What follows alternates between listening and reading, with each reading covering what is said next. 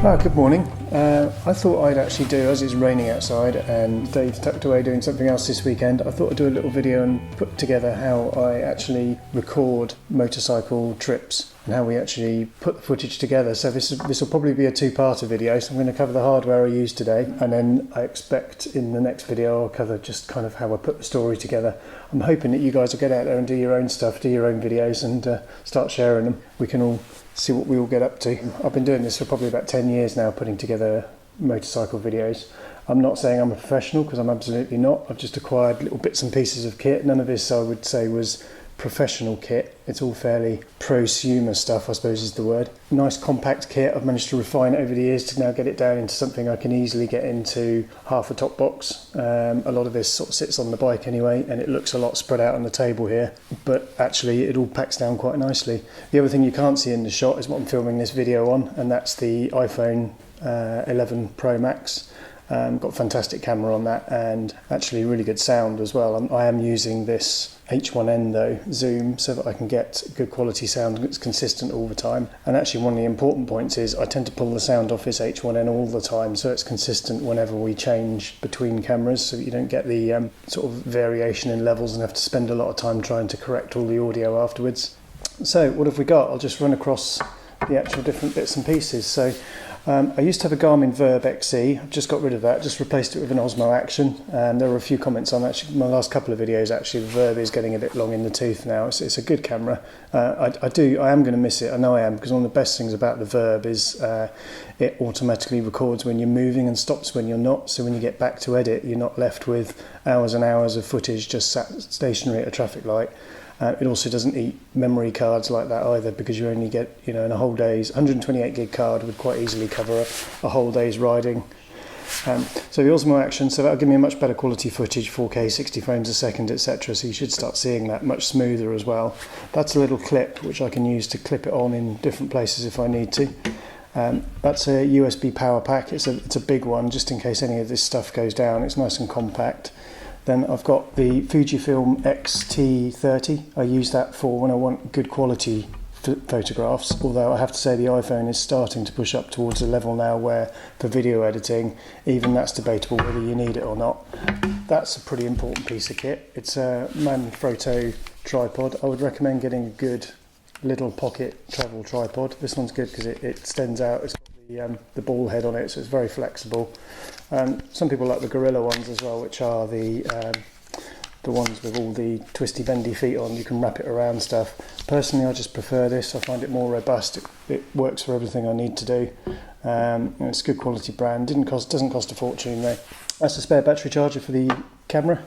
Then we've got the Zoom. That's just the case for the Zoom. The Zoom H1N I've already referred to. This is for the high quality audio. It's one of the best sort of cheap high quality sound recorders on the market. It's two good mics. It also takes an external mic, so if I need to I can actually plug in a little lavalier mic here, and that lavalier mic is for just clipping up into the helmet should I need to be doing any commentary. Don't do that very often, in fairness.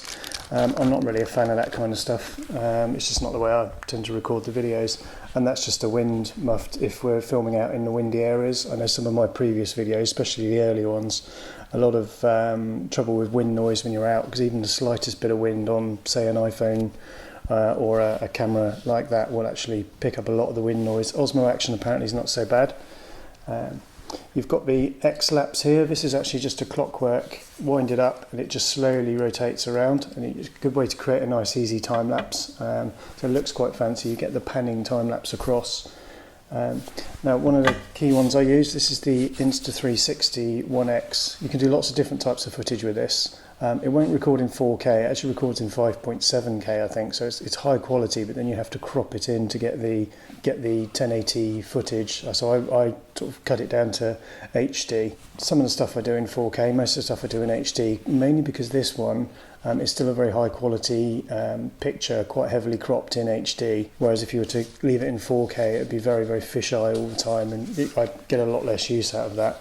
The other thing I really like about this one is you can pop it in the middle of the table, as you may have seen on some of my videos, and it'll record everything that's going on around it. That's great for when you're sat at the campfire doing the commentary and just reflecting on the day, so you're not you haven't got a stationary shot, but you're also not distracted by the recording and the camera work. You can just leave it there doing its thing, edit it all afterwards.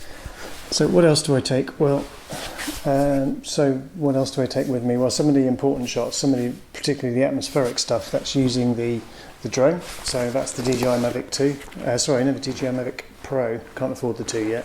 Can't justify the upgrade, to be honest, from this one. So this is a great drone, gives some lovely 4K footage, ever so easy to use. Pretty much anyone, if they're brave enough, can use one of these things.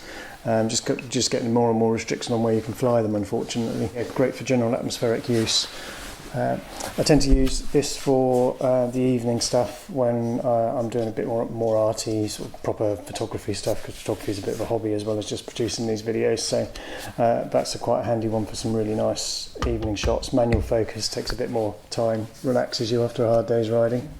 Use this one a lot. This is the official Insta 360 selfie stick. It's very robust, works really well. I tend to use that for sort of the drone type shots where you've got the 360 up on the camera. It takes this out of the shot so it looks like it's just floating there. Gives a great sort of fake drone type shot, and also allows you to clip it all the way around the bike. You can't drive for very long like that, so it's very much sort of the stage shots that you're doing when you come across a really nice piece of scenery. But it's good to use. Always take it with me just in case, because it's got a screw thread on the bottom as well, so you can actually attach it to the RAM mounts that I've got all around the bike and actually to the tripod itself if you need to. Don't forget the lens cleaner, vitally important. You've got all this kit, so it's a good one to take. I use the GoPro chest harness, use that fairly often. It's a good way to get a sense of movement on the bike, because when this is fixed to the bike itself it feels more like a dash camera. So it's important to keep this recording all day so you don't miss any footage, and then you can chop it in with the commentary later in the evening when you actually talk about something of significance that happened.